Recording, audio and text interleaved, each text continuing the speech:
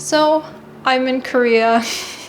I know the literal last video that I uploaded was like, oh, I'm back in Tennessee. So I am back in Tennessee, moving back in with my parents, but because we're gonna be saving money and living with them, we figured what better time than now to get a new apartment in Seoul. Chris actually had to come here anyway to renew his visa, so he got this place for us. It's a very, very small apartment, and I'm gonna show you guys a tour of it empty, but we will be furnishing it and kind of making it our own, and this is gonna, I guess, be my second home. So I'm really gonna start experiencing what it's really like to live in Seoul. Every other time that we've come, of course, it's been for like multiple months, but we usually stay with Chris's mom, and we're usually doing very touristy things or filming a lot of videos, and it just doesn't really feel like we're living here, if that makes sense. So I personally am really excited to start like grocery shopping and making food here, and I'm super excited to show you guys the journey because I know that a lot of you are subscribed for my like Korea content. Let's enjoy it together and learn how to live together and hopefully learn a lot of Korean together because I've been struggling. So we flew out of Nashville at early in the morning / late at night to Seattle and then here to Seoul. The Nashville airport was packed. It was disgusting. There were tons of people in there. We actually had overweight bags, so we had to sprawl our bags out on the ground and like kind of dig through it while like tons of people were passing. It was a whole mess. Literally yesterday, the CDC announced that you're pretty much free to do whatever you want if you've gotten your vaccine without a mask. I don't know if that's why it's so crazy here today, but it was literally packed to the brim. And we were like all smushed up against each other in the TSA checkout like sardines. It was insane. So I'm really curious to see what the state of the Korean airport is. Knowing Korea, I bet it's gonna be a lot different. When you land and get off the flight, immediately the Incheon airport is just quiet, just pristine. Everybody is socially distanced. There's not even a lot of people in there at all. It was just like a breath of fresh air compared to what we experienced at the Nashville airport. And they make sure that you're very prepared. When you quarantine, you do have to download like a self-diagnosis app, and there are signs all over the airport as soon as you get off your flight telling you to download it and giving you a QR code to do it quickly. And then immediately the first thing you do is you go and get your temperature checked. This is the part of the airport where you would usually just walk through. I think it has like the automatic sensor or something, and it's like the quarantine section. You usually walk through that and go straight to immigration. Well, there are actually people set up here to like manually check your temperature and everything. But the problem was I was so hot that I ended up having a really high fever. The woman was like, oh, it's very high. And I was like, I don't know what to do. So then she checks it in the ear, which was like my problem area.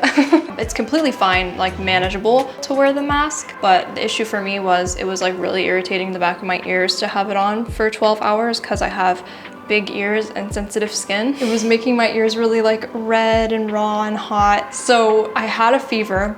She sends me off, and then Chris was actually behind me so that he could get the little footage of me going through, and he gets called off to another agent. I get dragged away into this other section, and I'm like trying to wave him down to let him know where I'm going, but he didn't see me. I go into this little corner that's like blocked off, nobody can see us, and I'm like kind of freaking out at this point. The woman who was there in that section wasn't like great at English, which was like this whole time I've been stressing about the quarantine thing and about having people direct me without Chris, and I don't know any Korean, which is so frustrating. And luckily she told me like, hey, try to step out and like wave whoever you're with over. So I did. He wasn't there. He had gone ahead thinking that I had gone ahead. And so I ended up calling him, and thank God I had service, or I think I was probably just connected to the airport's Wi-Fi. Actually, T-Mobile, y'all, T-Mobile kind of comes in clutch when you're traveling internationally. Domestically, it sucks every day. But internationally, I do get free data, which is awesome. So it was either T-Mobile or the airport Wi-Fi or something, but I was able to call Chris and he came over and everything. When he got there, she explained that they can check my temperature 3 times in intervals of 10 minutes. And if it hasn't gone down by then, I will have to be escorted into a facility. And I had already got my temperature checked once. As soon as I walked over to her, she checked it again, which definitely wasn't 10 minutes. And then once Chris arrived, she checked it again, which definitely wasn't 10 minutes, so it was still super high. I was hot, and then this whole thing made me nervous, which made it worse. I still had a high fever, and she said, hey, you're gonna have to be checked into a little separate quarantine facility. So not like the government facility, it's like a quarantine facility for symptomatic people to go get tested. We were sent to someone else inside the airport to sort of process us into the facility, if that makes sense. It was a lot of different sections, a lot of moving cogs, honestly. Koreans are really awesome at organization and really particular in making sure that everything is done correctly. So there are sections upon sections upon sections, people upon people that we had to go through for different parts of the process as far as entering the country. So we went to the next person who was in a full hazmat suit, and she sort of set up, made sure all of our apps were set up correctly for the self-quarantine, wrote down our address and everything, checked everything because we weren't going to be going back through immigration after we left this next facility that we were going to. So at the end of all of it, she sort of checked my temperature again, and it was normal. And Chris was like, and I was like, and then she was like, but you still gotta go. I'm sorry. I just processed you. You've gotta go into this place and get tested. And she escorted us the entire way. There's no messing around in the Korean airport. She escorted us through immigration. She escorted us to get our bags, and then there's gonna be more people that you walk to. Generally, normally, if you don't speak any Korean, you're fine. There are gonna be people walking you through it every step of the way. Moral of the story is we went all the way through the airport and got on a bus for symptomatic people, which started making me really nervous because I'm like 99.999% sure I don't have COVID. My fever had gone down. Chris definitely doesn't have any symptoms and he's there. We both are vaccinated and have been vaccinated since like March, fully. And we're on this bus that they take like the symptomatic COVID people on, and it didn't have AC in there. So it was very, very hot. It was about a 20-minute drive away. They didn't charge us for the bus fare or anything. They guide you the whole way, I'm telling you. I feel really lucky to be treated that way and also to have had Chris to sort of fill in the gaps. So I'm here with Chris because he's a great boyfriend. He didn't have a temperature, but he came here voluntarily with me and is quarantining with me in this room for 6 to 8 hours. I know I'm gonna be okay, but here we are. The bus didn't have AC, so I heated right back up, and then I got here and she took it, and now we both have temperatures. that are high. That are really high. Legit high. And it's straight up just because we're so hot and I don't know what to do, and this place also doesn't have AC and it's like pressurized. It's sealed completely. Everything is sealed. Here's a little room tour. The first quarantine facility.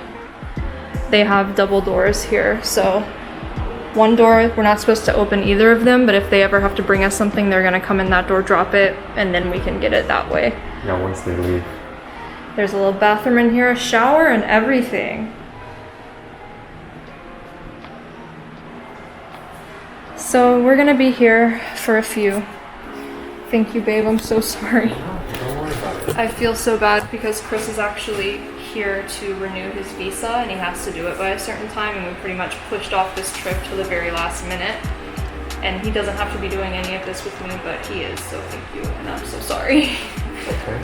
So there were a lot of other foreigners on the flight, but it was like a very empty flight compared to the one coming from Nashville to Seattle. But moral of the story is there's actually 2 other foreign girls sitting behind us that, I mean foreign isn't like foreign from here, but they were like American. But they were also behind us in line for the temperature check, and I got one agent and they got the other, and my agent, once she took my temperature, sent me straight to the area where it's like, oh, you have a symptom. Whereas the girls behind me also had a fever and explained that, oh, it's just because we're feeling hot, just like me, because it was hot on that plane. And their agent was like, oh, no problem, just go to the bathroom, wash your face, come back, the temperature should go down. So it was all just like a bad luck scenario. Here's my official tip list. 1, don't let yourself get hot on that plane, first of all. If your mask is irritating your ears, keep your hair off of it, because they're gonna check in your ear. And they don't have another way to check it. It's gonna be in your ear. If your ears are feeling hot, just tie your hair right up, okay? And if you feel hot still once you get off the plane, step aside and go to the bathroom for a minute. We just figured out the timeline of everything this far, so I figured I would let you guys know that. We landed at 3:30. By the time we went through the quarantine check, filled out all of the paperwork, got our temperature checked 3 times, got our baggage, got on the bus at 5:15. arrived here at 5:30. The doctor just came in, administered the test, and left at 6:29. Then Chris was like, we heard that it's gonna take 6 to 8 hours for the test results to come in. Is that starting now? And the guy said, once the machine starts spinning, it's 6 hours from this, which whatever that means, it's a very vague timeline. So I'll let you guys know when I leave this joint. It took him an hour to prep for that stupid test and come here. So I don't even know how long it's gonna take him to put it in and start the machine. It wasn't bad at first, but then it started getting a little bit miserable because the tiredness just started really building up, and I actually ended up sleeping on the bed that they have in there that's like wrapped in plastic, wiped it down with hand sanitizer, and then put my pillow in a trash bag and just kind of laid down because I was so exhausted. But it could have been so much worse. I mean, we were fairly comfortable. To be honest, the room was about as big as our apartment. So I'm grateful that it wasn't anything worse. They did feed us and everything, so that's fine. I just really wish I didn't have to wait 8 more hours after going through the airport when I literally knew that my fever had already gone down. Overall, it was a crazy journey getting here. Quarantine wasn't bad at all. I just chilled. I really wanted to record more, but it just wasn't ideal. There, no lighting, no nothing. So I just kind of chilled and took the time to relax. So then Chris and I took a taxi, came here and saw the apartment for the very first time, which was so exciting. We made it into the elevator. It smells, I didn't realize this, it smells like Korea. Like the smell in here, it just smells like a Korean building. Like I haven't smelled it in so long that it just hit me that like this is a smell literally unique to here that I haven't smelled in so long. It smells so good. Just like, What's it smell like? Describe it. But I don't know, it's Korean building smell. You ready? Oh, it's so cute. Come in, come in. I'm gonna show you more. I'm gonna give you an in-depth tour once we get some furniture in here. So this is just a little sneak peek, okay? This is our new tiny apartment. Isn't it so cute? I'm so excited to decorate it. It feels great for me and Chris to have a place of our own again. It's gonna be a challenge because it's very small, but honestly, we're both very minimal people. We pretty much have all of our stuff in here. It's really just about furnishing it and maybe coming up with a few more storage solutions. But honestly, Chris's mom also helps stock us with like everything we need, like the Nespresso maker that I showed you guys, the air fryer. She even gave us some super nice plates and bowls and tons of cleaning supplies. So thank you so much, Jinny Oma, for making sure that we're taken care of while we buy the rest of our stuff. So thank you guys so much for watching, and let me know if you have any more questions about, you know, the trip to Korea, any suggestions as to what I should do here for content, and I will talk to you guys later. I'm gonna be decorating the whole apartment, making vlogs about all of that, so stay tuned. This is pretty much just part 1 in a whole series about moving to Seoul, so look forward to that. I will talk to you guys later. Bye.